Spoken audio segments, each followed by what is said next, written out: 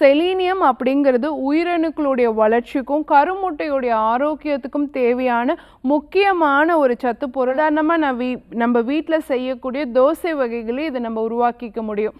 நம்மளுடைய பாரம்பரிய அரிசி வகையாக சொல்லப்படக்கூடிய சாமை அரிசி நீங்கள் கொஞ்சம் எடுத்துக்கிட்டு அது கூட பாசிப்பயிறு, கொண்டைக்கடலை, சிகப்பு பருப்பு, கருப்பு பீன்ஸ் இது எல்லாமே சேர்த்து கொஞ்சம் இஞ்சி பூண்டு பேஸ்ட்டு சேர்த்து நம்ம வீட்டில் அடமாவு செய்கிற மாதிரி செஞ்சு நீங்கள் ரெகுலராக அந்த தோசையை எடுத்துகிட்டு வந்தீங்க அப்படின்னு சொன்னாலே ஒரு அளவுக்கு இந்த செலீனியம் காம்பனண்ட்டை வந்து நம்ம மேட்ச் பண்ணிட முடியும்.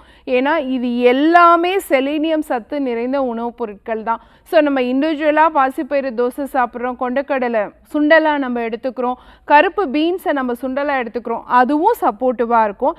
ஆனால் அந்த செலீனியம் ரிச் ஒரு ரெசிபியாக நம்ம ப்ரிப்பேர் பண்ணி சாப்பிட்ணும் அப்படிங்கிறதுக்கு இப்போ நான் சொன்ன இந்த சாமை அரிசியோட அடை இந்த பருப்பெல்லாம் சேர்த்து நம்ம சாப்பிட்டோம் அப்படின்னு சொன்னாலே கண்டிப்பாக நம்மளுடைய அந்த செலீனியம் தாதுவும் நல்லபடியில் ரத்தத்தில் இருக்கும்.